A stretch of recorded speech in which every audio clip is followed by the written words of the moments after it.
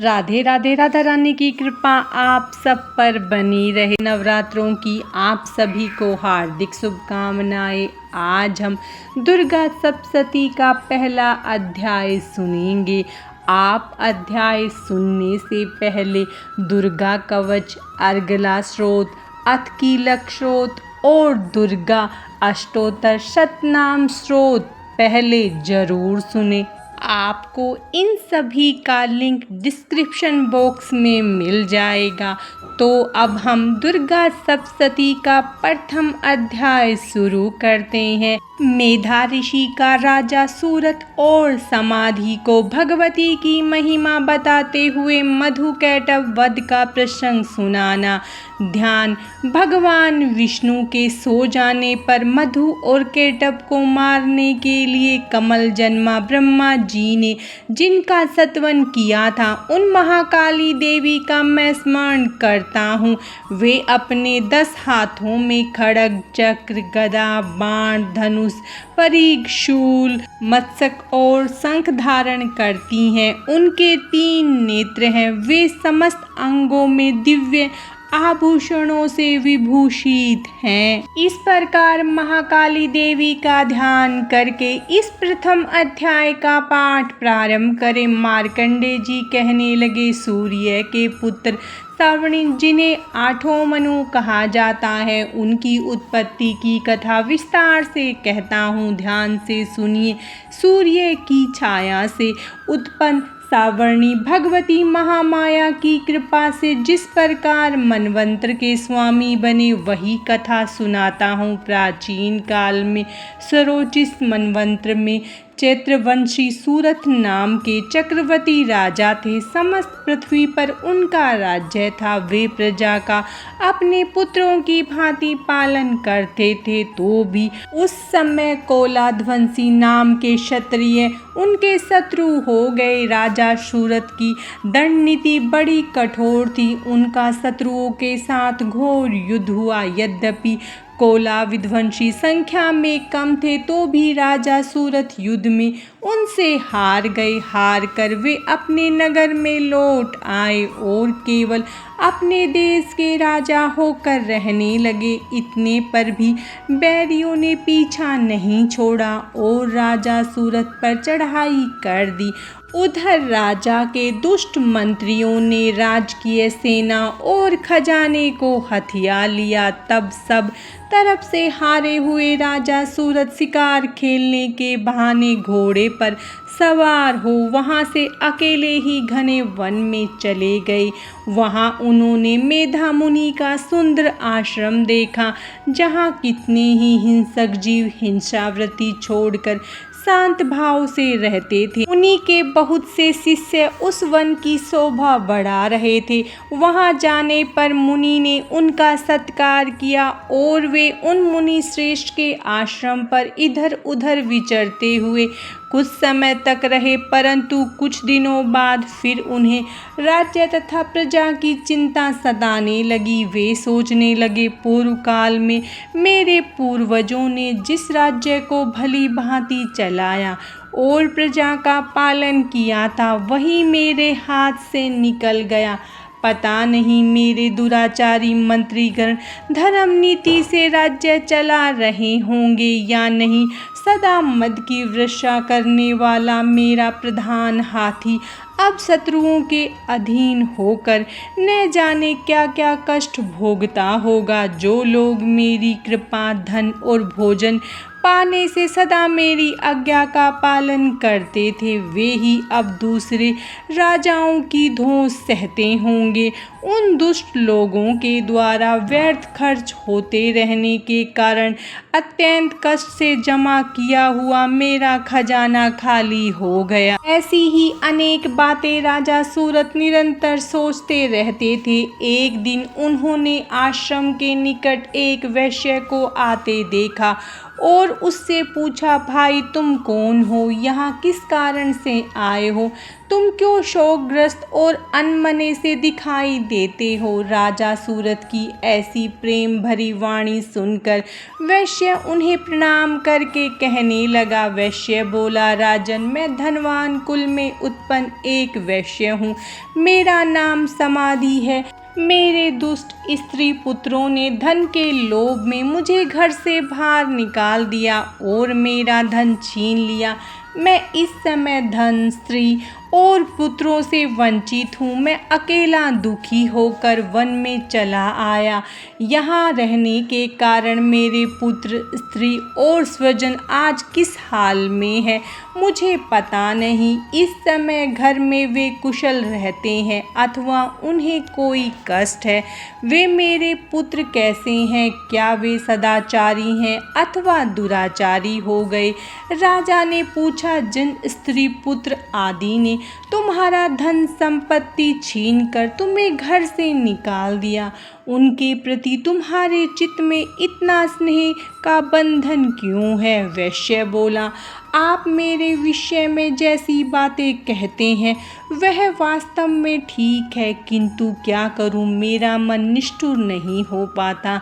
जिन पुत्र आदि ने धन के लोभ में पड़कर मुझे घर से निकाल दिया है, उन्हीं के प्रति मेरे हृदय में इतनी ममता है। महामते, गुणहीन बंधुओं के प्रति मुझ में इतनी आसक्ति क्यों है, इस बात को मैं जानकर भी नहीं जान पाता।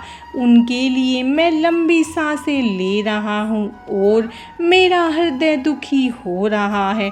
उन लोगों ने निर्मोही होने पर भी उनके प्रति मेरा मन निष्ठुर नहीं हो पाता, इसके लिए क्या करूं। मार्कंडे जी बोले, हे मुनि श्रेष्ठ, तदंतर राजा सूरत और वह समाधि नामक वैश्य दोनों साथ साथ मेधा मुनि की सेवा में उपस्थित हुए और प्रणाम करके बैठ गए। तब वैश्य और राजा ने इस प्रकार वार्तालाप आरंभ किया। राजा कहने लगे, हे भगवान, मैं आपसे एक बात पूछना चाहता हूँ, कृपा करके बतलाइए। मेरा मन मेरे वश में न होने के कारण मैं बहुत खिन्न हूँ।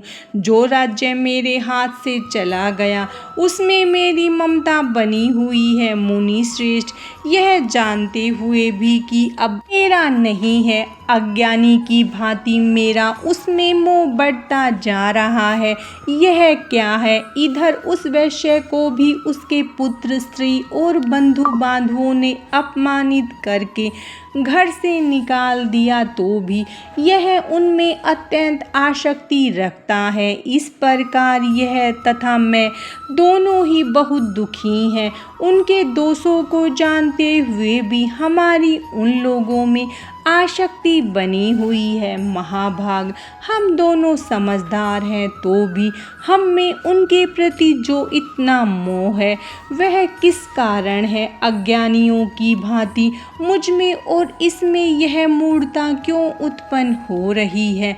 मेघा ऋषि बोले, महाभाग, विषय मार्ग को सभी प्राणी जानते हैं, सबके लिए विषय भी अलग अलग है। कुछ प्राणी दिन में नहीं देखते और दूसरे रात में नहीं देखते, तथा कुछ जीव ऐसे हैं जो दिन और रात्रि में भी बराबर ही देखते हैं। यह ठीक है कि मनुष्य समझदार होते हैं, किंतु केवल उनमें ही नहीं, पशु, पक्षी और मृग आदि में भी मनुष्य की तरह ज्ञान होता है। यह स्थूल ज्ञान होता है तथा मनुष्यों की तरह ही पशु पक्षी आदि में आहार, निद्रा, मैथुन आदि की इच्छा उत्पन्न होती है। समझ होने पर भी इन पक्षियों को देखो, ये स्वयं भूखे होते हुए भी मोहवश बच्चों की चोंच में कितने चाव से अन्न के दाने डाल रहे हैं। इसी प्रकार मनुष्य समझदार होते हुए भी वृद्धा अवस्था में हमारा पालन पोषण करेंगे, इस इच्छा से पुत्रों की अभिलाषा करते हैं। क्या तुम यह नहीं देखते कि पुत्र आदि उनका भरण पोषण नहीं भी करे तो भी माता पिता तो करते ही हैं, क्योंकि सृष्टि को जीवित रखने के लिए वंश परंपरा चलती रहे। इस उद्देश्य से भगवती महामाया ने समस्त जीवों को मोह के गहरे गर्त में गिरा दिया है। इसीलिए इसमें आश्चर्य नहीं करना चाहिए। जगदीश्वर भगवान विष्णु की योग निद्रा रूपा जो भगवती महामाया है, उन्हीं से यह जगत मोहित हो रहा है। वे भगवती देवी ज्ञानियों के चित्त को भी बलपूर्वक खींचकर मोह में डाल देती हैं। उन्होंने ही इस संपूर्ण चराचर जगत को उत्पन्न किया है तथा वे ही प्रसन्न होने पर मनुष्यों को मुक्ति के लिए वरदान देती हैं। वे ही परा विद्या, संसार बंधन और मोक्ष की हेतु भूता सनातनी देवी तथा संपूर्ण ईश्वरों की भी अधीश्वरी है। राजा ने पूछा, भगवान जिन्हें आप महामाया कहते हैं, वे देवी कौन है? ब्राह्मण वह कैसे उत्पन्न हुई? उनका स्वभाव कैसा है, कैसा रूप है और किस प्रकार उनका प्रादुर्भाव हुआ, वह सब मैं आपके मुख से सुनना चाहता हूँ। ऋषि बोले, राजन वास्तव में तो वे देवी नित्य स्वरूपा ही हैं। वे संपूर्ण जगत में व्याप्त है, तथापि उनका आविर्भाव अनेक प्रकार से होता है। वह मुझसे सुनो। यह देवी देवताओं का कार्य सिद्ध करने के लिए प्रकट होती है और संसार में उत्पन्न हुई कहलाती है। कल्प के अंत में जब संपूर्ण जगत जलमय हो गया था और विष्णु भगवान शेषनाग की सैया बिछाकर योग निद्रा का आश्रय लेकर शयन करने लगे, उस समय उनके कानों के मैल से मधु और कैटभ नाम के दो भयंकर असुर उत्पन्न हुए। वे दोनों ब्रह्मा जी को मारने को तैयार हो गए। भगवान विष्णु के नाभि कमल में विराजमान ब्रह्मा जी ने उन दोनों भयानक असुरों को अपने पास आया और भगवान को सोया हुआ देखा। तब एकाग्रचित होकर उन्होंने भगवान विष्णु को जगाने के लिए उनके नेत्रों में निवास करने वाली योग निद्रा की स्तुति आरंभ की, जो इस विश्व की अधीश्वरी, जगत को धारण करने वाली, संसार का पालन और संहार करने वाली भगवान विष्णु की अनुपम शक्ति है। उन्हीं भगवती निद्रा देवी की भगवान ब्रह्मा स्तुति करने लगे। ब्रह्मा जी बोले, देवी तुम ही स्वाहा, देवताओं का पालन करने वाली तुम ही स्वधा, पितृगण का पोषण करने वाली, स्वर भी तुम्हारे ही स्वरूप है। तुम ही जीवनदायिनी सुधा हो, नित्य अक्षर प्रणव में अकार उकार मकार उन तीनों मात्राओं के रूप में तुम ही स्थित हो तथा बिंदु रूप नित्य अध्र मात्र भी तुम ही हो। देवी तुम ही संध्या, सावित्री तथा संसार की जननी हो। मातेश्वरी, विश्व की पालन करता, उत्पन्न करता और संहार करता तुम ही हो। जगन्मयी देवी, इस जगत की उत्पत्ति के समय तुम सृष्टि रूपा हो, पालन काल में स्थिति रूपा हो तथा कल्पांत के समय संहार रूप धारण करने वाली हो। तुम ही महाविद्या, महामाया, महामेधा, महास्मृति, महामहोरूपा, महादेवी और महासुरी हो। तुम ही समस्त चराचर के तीनों गुण सत्व रज तम को उत्पन्न करने वाली प्रकृति हो। भयंकर काल रात्रि, महारात्रि, मोहरात्रि भी तुम ही हो। तुम ही श्री, तुम ही ईश्वरी, तुम ही और तुम ही बोध स्वरूपा बुद्धि हो। लज्जा, पुष्टि, तुष्टि, शांति और क्षमा भी तुम ही हो। तुम खड्ग धारणी, शूल धारणी, घोर रूपा तथा गदा, चक्र, शंख और धनुष धारण करने वाली हो। बाण, परिघ ये भी तुम्हारे अस्त्र हैं। तुम ही सर्वाधिक सौम्यता है। सुंदर पदार्थों में तुम ही परम सुंदरी हो। पर और अपर सबसे परे रहने वाली परमेश्वरी तुम ही हो। सर्वरूपे देवी, कहीं भी सत असत रूप जो कुछ वस्तुएं हैं और उन सब की जो शक्ति है वह तुम ही हो। ऐसी अवस्था में तुम्हारी स्तुति क्या हो सकती है, जो इस जगत की सृष्टि, पालन और संहार करते हैं। उन भगवान को भी जब तुमने निद्रा के अधीन कर दिया है, तब तुम्हारी स्तुति करने में यहाँ कौन समर्थ हो सकता है। तुमको, भगवान शंकर को तथा भगवान विष्णु को भी तुमने ही शरीर धारण कराया है, अतः तुम्हारी स्तुति करने की शक्ति किसमें है। देवी, तुम तो अपने उन उदार प्रभावों से स्वयं ही प्रशंसित हो। इन दोनों दुष्ट असुर मधु कैटव को मोह में डाल दो और जगदीश्वर भगवान विष्णु को शीघ्र जगा दो। साथ ही इन दोनों महान असुरों को मार डालने की बुद्धि भगवान विष्णु में उत्पन्न कर दो।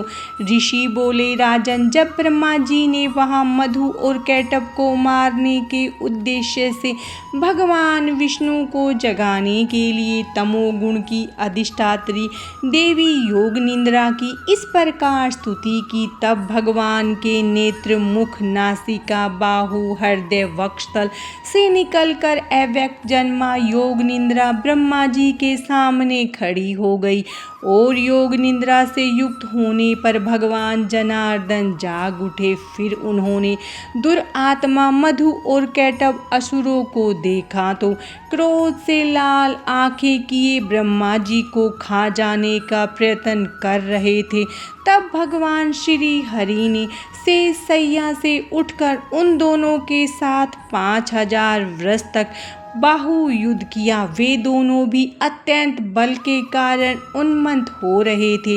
इधर महामाया ने भी उन्हें मोहित कर रखा था, इसीलिए वे भगवान विष्णु से कहने लगे, हम तुम्हारी वीरता से बहुत प्रसन्न हैं, तुम हम लोगों से जो चाहो वर मांग लो। भगवान विष्णु ने कहा, यदि तुम दोनों मुझ पर प्रसन्न हो और वर देना चाहते हो तो बस दोनों मेरे हाथों से मौत स्वीकार कर लो। बस इतना सा ही मैंने वर मांगा है, मुझे और कोई वस्तु नहीं मांगनी। ऋषि बोले, भगवान विष्णु की यह बात सुनकर दोनों असुर महान आश्चर्य में पड़ गए। वे वापस कहने लगे, हम ठग गए हैं। तब उन्होंने चारों ओर दृष्टि दौड़ाई तो उन्होंने संपूर्ण जगत में जल ही जल देखा, कहीं प्रकृति भूमि नहीं दिखाई दे रही थी। तो उन्होंने अपने बचाव की एक युक्ति सूझी। वे कहने लगे, हे विष्णु, हम तुम्हें इस शर्त के साथ वर देते हैं कि तुम हमारा वध ऐसे स्थान पर ही करोगे जहाँ पृथ्वी जल में डूबी हुई न हो, जहाँ सूखा स्थान हो। ऋषि कहने लगे, तब तथास्तु कहकर शंख, चक्र और गदा धारण करने वाले भगवान विष्णु ने अपनी जांघें फैलाकर इतनी विशाल कर ली कि जल पर ही भूमि दिखाई देने लगी। तब उन्होंने मधु कैटव को बुलाकर कहा, तुम्हारी इच्छा अनुसार यह सूक्ष्म स्थान अब वध के लिए अपने सिर दे दो। तब वे असुर भगवान की जांघों पर आकर लेट गए और भगवान ने सुदर्शन चक्र से उनकी गर्दनें काट दी। इस प्रकार ये देवी महामाया ब्रह्मा जी की स्तुति करने पर स्वयं प्रकट हुई थी। अब उनके प्रभाव का वर्णन करता हूँ, ध्यान से सुनो। मधु कैटव वध नामक पहला अध्याय पूरा हुआ। माता रानी की कृपा आप सब पर सदा बनी रहे। जय माता दी। राधे राधे।